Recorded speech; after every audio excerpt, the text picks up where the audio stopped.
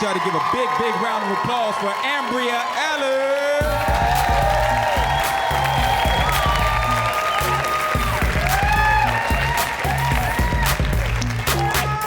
What's up? How we doing? How we doing? Before I tell any jokes, I feel the need to address the way that black people have been making spaghetti. Because it's out of control. It's really out of control. Spaghetti has 3 basic ingredients: spaghetti noodles, marinara sauce, meatballs. But not black people's spaghetti.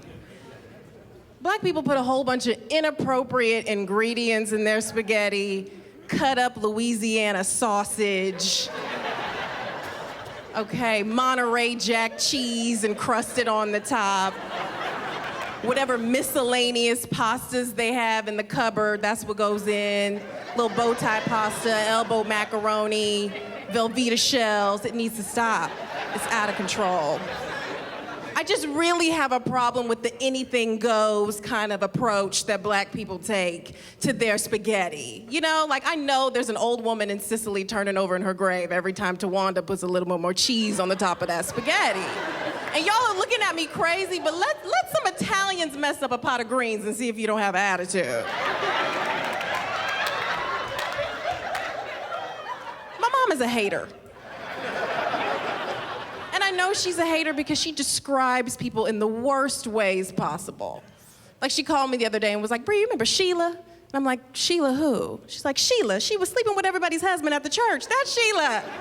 I'm like, "Mom, I was looking for a last name. Not her deepest, darkest secret." My mom is also racist. But that, I mean, she don't like white people. White people, calm down, she's not here. Okay. I just remember it making me so uncomfortable when I was younger. You know, like I remember when I was a child, I read Roots, and I was devastated, right? It's a really tragic tale of American slavery. I cried for a week. And I remember my mom was there to console me, right? 2 weeks later, I went to see Titanic. Same response. Cried for days. Mom didn't care. Okay, after day 4, she was like, "Bree, I don't know why you crying. Didn't know black people die on that boat." She said it like Titanic sinking was somehow payback for the Middle Passage. But the most stressful part of my mom's racism was being with her at the checkout line, like especially if like the cashier was white, because that's where she was the most defensive. And I had to be the mediator between what my mom heard and what the cashier had actually said to her. Like I remember once we were paying with a credit card, and using standard protocol, the cashier asked to see my mom's ID. To which my mom replied, "Oh, I got money." And I was like, "Mom, that's fine, but what they want to know is if you got your ID, okay? Also, we're in Walmart, okay? There's no such thing as we can't afford it in here. Okay, so let's wrap this up. You stop scaring Becky unnecessarily." So every time that happened in a store, I would just turn around, like lock eyes with the cashier and go, "I'm so sorry." I'm trying to build a relationship with my stepsisters right now. It's really hard. When I was younger, my parents divorced. My dad remarried a woman who had 3 daughters. Okay, and we're all adults now, but I think the relationship would go much better if I didn't feel like they were always trying to out-daughter me with my dad. You know? Like on Father's Day, they were on his Facebook page, okay, posting pictures and songs. #1 dad. So I just posted my birth certificate. I don't have time. I do not have the time. And biology trumps creativity every single day. Every single day. I got a younger cousin. She's wearing me out because she keeps posting pictures of really mediocre meals on Instagram with the hashtag wifey material. This bothers me. I'm married, and what she doesn't know is that her little rice-a-roni inspired dishes, okay? That's not what makes you wifey material. Wifey material is washing your husband's underwear and still managing to be attracted to him after that. That's wifey material. Okay? Wifey material is pretending to be excited when he finds his like high school homecoming football tape, and you have to pretend to be excited and watch it with him. And how come his commentary never matches his performance in the tape? You know, you're like, oh my God, babe, you are so good. I can't believe you didn't get recruited. He's like, yeah, you know, the scouts, they was on me. I just had this little knee injury. Like, really? It's the knee injury, not the fumbles and drop passes? That's what it is? That's wifey material. I used to really be afraid of being haunted, and then I realized you need a house to be haunted.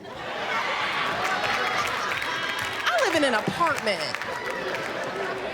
Okay? What's the last movie you saw that was The Haunting of Apartment 3B? You're not gonna see it. Okay? It's not enough space. Ghost demons, they wait till you have it together before they come see about you. You know? Because they like to snatch you up and drag you around your house. But where are they going to do that in an apartment? Where are they gonna drag you? From the futon to the kitchenette? No, it's gonna get redundant. I'm from Bakersfield. My family is pretty country. You know, I love them to death, but somebody in my family right now is cleaning a bucket of chitlins. That's just who they are. That's just who they are. And most people feel like they need to do more, accomplish more to like impress, relate to their families. Not me. I actually feel like the more I do, the less my family cares. Right? Like I was valedictorian at 3 different times in my life. They didn't care. Okay? After the second time, they were like, okay, we get it, you like books. You like books. Right now, I'm in a PhD program, and to my family, I think that means to them that I know everything. Okay, so at any given time, they'll call me with a random question. You know how much pressure it is to be the internet for your family? It's a lot. I had an aunt call me last week that goes, Bria, now I know Ebola done hit the US. And I hear there's a real aggressive strain on its way to Bakersfield. Is there any truth to that? And I'm like, first of all, did you just say done hit? And if y'all don't see a problem with that, y'all done lost your mind. Second of all, an aggressive strain of Ebola? Ebola kills you in 8 days. It doesn't get any more aggressive than that. Third, my degree is in English, so unless Ebola wants to write a paper, I can't help you. I'll end with this. I actually think homeless people are getting a little bit too picky in their requests. I had a homeless man ask me for a side salad and some quinoa. Okay, first of all, quinoa's not meant to be eaten in the gutter, okay? Let's start there. You're homeless. You request homeless food. Chicken nuggets, pizza, fries, cold cuts. All things I'm willing to give to you, not whole grains, you know. You want address food and you have no address.